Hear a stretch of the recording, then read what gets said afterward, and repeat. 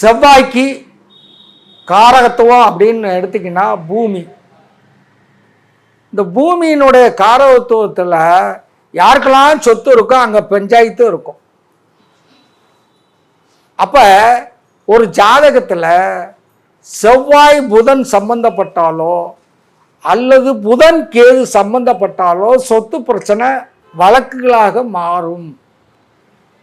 அப்போ செவ்வாயோட சம்பந்தப்பட்டால் அண்ணன் தம்பிக்குள்ள சொத்து தகராறு இருந்துக்கிட்டே இருக்கும். இந்த சொத்து தகராறு தீரணும் அப்படின்னா நீங்கள் தனித்தனியாக மூத்தவராக இருந்தால் விநாயகர் கோயிலுக்கு போகணும், இளையவராக இருந்தால் முருகன் கோயிலுக்கு போகணும், மூத்தவராக இருந்தால் சனிக்கிழமை போகணும், இளையவராக இருந்தால் செவ்வாய்க்கிழமை முருகன் கோயிலுக்கு போகணும்.